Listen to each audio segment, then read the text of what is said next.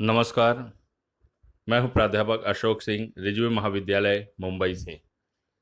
आज के इस वीडियो में आप सभी लोगों का हार्दिक स्वागत है। आज हम लोग 11वीं कक्षा के हिंदी युवक भारती में शामिल किए गए प्रेरणा कविता, जिसके कवि त्रिपुरारी जी हैं, उसका भाग 2 पढ़ने जा रहे हैं।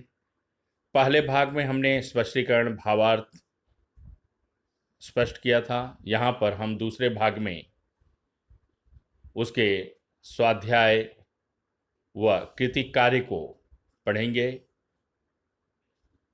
जिससे कि छात्रों को पाठ को समझने में, उसका कृति कार्य करने में व स्वाध्याय कार्य करने में सहूलियत मिलेगी। यदि किसी भी तरह की कठिनाई हो, कुछ समझ में ना आया हो, तो कमेंट बॉक्स में कमेंट करके अवश्य सूचित करें। चलिए हम पाठ्यपुस्तक पर आधारित स्वाध्याय कार्य देखते हैं। पहले आकलन, कारण लिखिए। माँ मेरी आवाज़ सुनकर रोती है, कारण उसकी ममता आंसुओं के रूप में फूट पड़ती है, उमड़ पड़ती है। दूसरा, बच्चों को माता पिता का प्यार टुकड़ों में मिलता है, कारण माता पिता काम पर जाने के कारण एक साथ समय नहीं दे पाते हैं। तीसरा, कवि की उम्र बढ़ती ही नहीं, उसने अपनी आंखों में स्वयं को बच्चे के रूप में पाया है। चौथा, घनघोर अंधेरे में भी उजाले की आस रखनी चाहिए, रात की कोख से ही सुबह का जन्म होता है। पांचवा, उम्मीद का दामन नहीं छोड़ना चाहिए, ना उम्मीदी मौत है। छठा, एक ही दीप से आगाजे सफर कर लेना चाहिए, कारण जहां भी कदम रखते हैं वहां रोशनी हो जाती है। सातवां, चलते हुए गिर जाने पर फिर से उठकर चलना चाहिए, कारण चोट खाने से ही सीख मिलती है।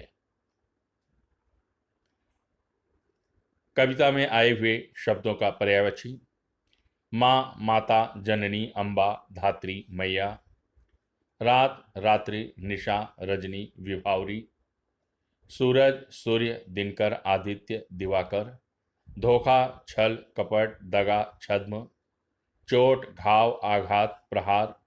अंधेरा, अंधकार, तम, तिमिर। सुबह, सवेरा, प्रातः, विहान। उजाला, रोशनी, प्रकाश, आभा। आँख, नेत्र, नयन, लोचन, दृग।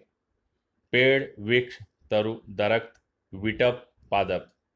ये पर्यायवाची शब्द संपदा के अंतर्गत आता है।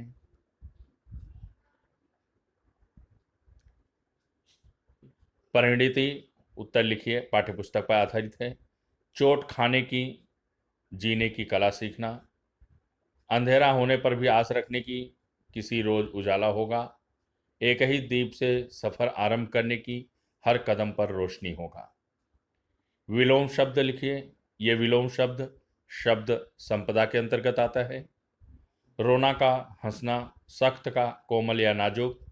दिन, रात, अंधेरा, उजाला। सुबह, शाम। जन्म, मृत्यु।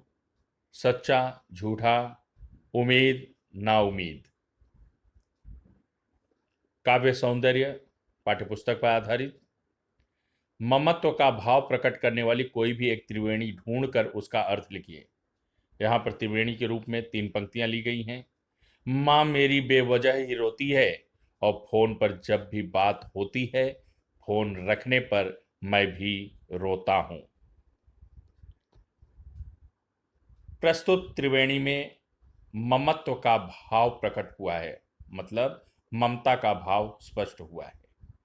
जब कभी कभी अपनी माँ को फोन करता है, तब पुत्र की आवाज़ सुनकर माँ की ममता उमड़ पड़ती है और वो रोने लगती है।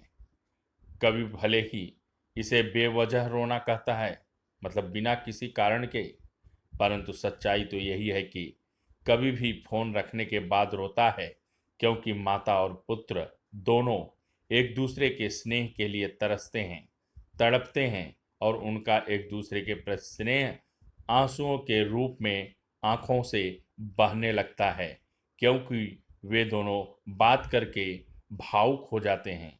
इसलिए उनकी भावनाएं आंसुओं के रूप में उमड़ करके बहने लगती हैं।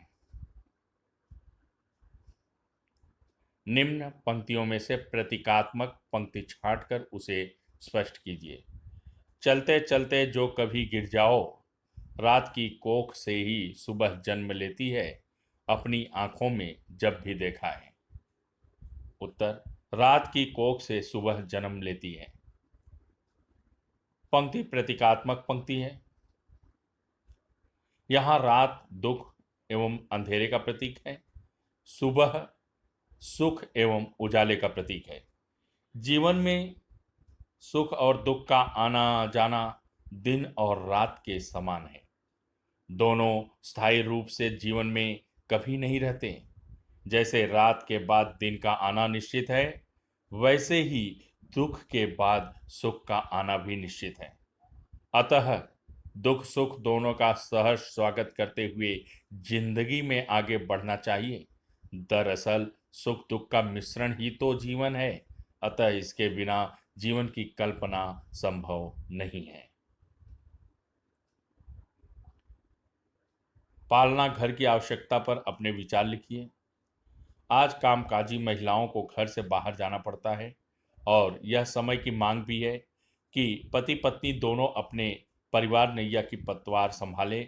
ऐसी स्थिति में इनके छोटे बच्चों को परेशानी होती है। कभी कभी इसका परिणाम इनके कार्य पर भी पड़ता है। ऐसे में कामकाजी महिलाओं के बच्चों के लिए पालना घर की सुविधा आवश्यक है। पालना घर में बच्चों को घर जैसी देखरेख और सुरक्षा मिलती है। अगर पालना घर में बच्चे बच्चे को घर जैसा माहौल मिलता हो तो महिलाएं निश्चित होकर आत्मनिर्भर बनने के लिए कदम उठा पाती हैं।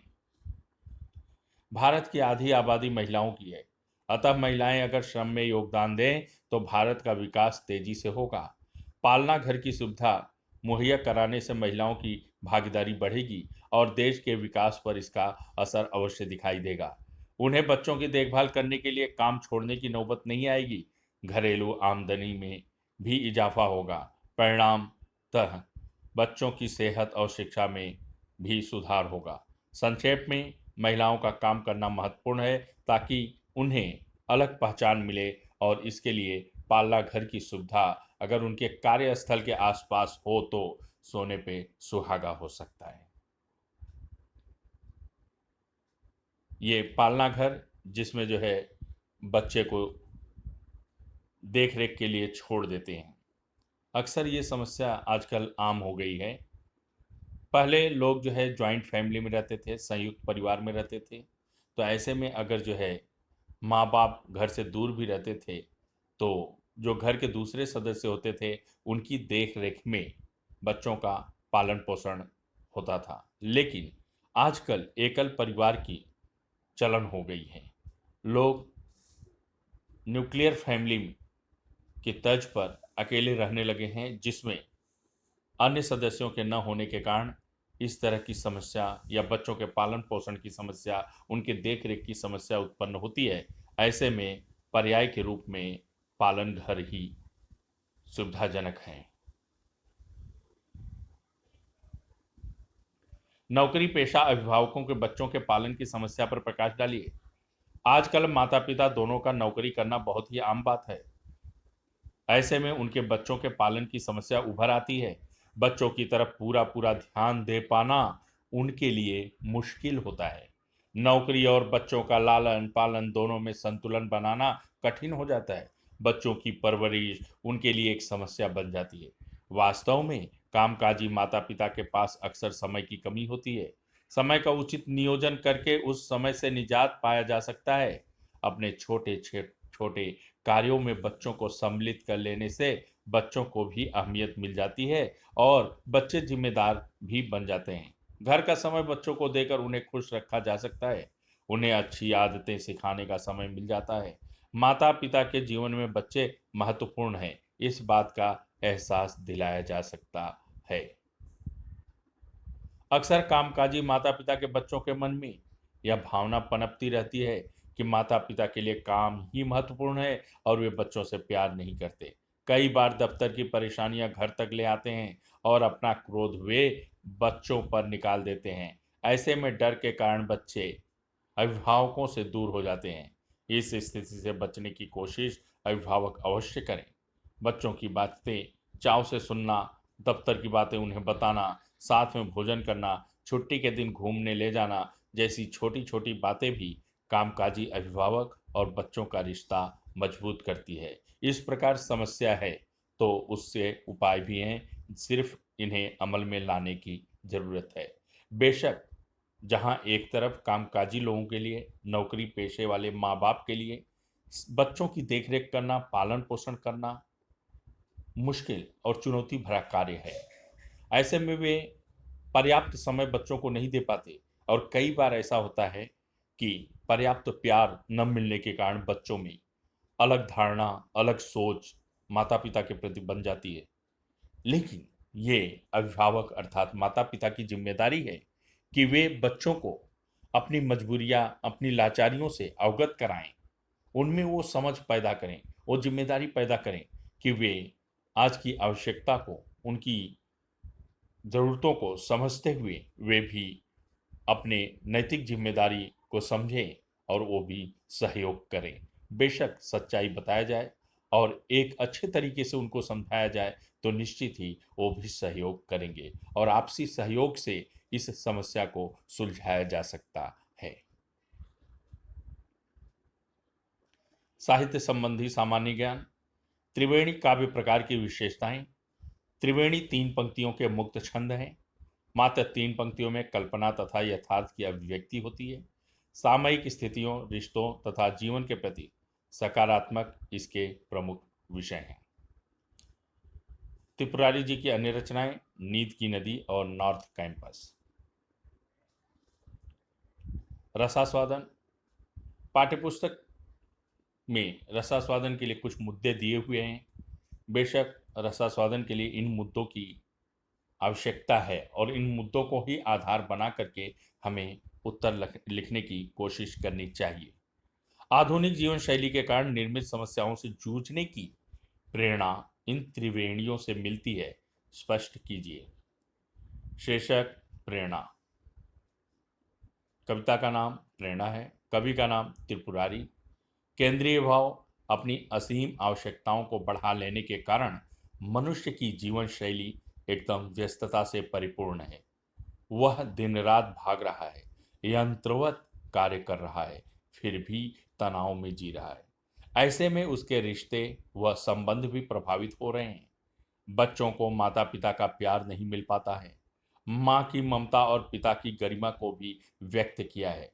जीवन में कभी निराश नहीं होना चाहिए, गिरने के बाद फिर से उठकर चलना चाहिए। अगला पॉइंट। पेड़ बीज दिन रात का प्रयोग प्रतीक के रूप में किया गया है, अतः यह मुद्दा प्रतीक विधान का है। प्रेरक तत्व। सुख दुख की स्थिति में स्थिर रहना ही मनुष्य की सही पहचान है। पसंद की काव्य पंक्तियां, मतलब कौन सी पंक्ति पसंद है। चलते चलते जो कभी गिर जाओ, खुद को संभालो और फिर से चलो, चोट खाकर ही सीख मिलती है।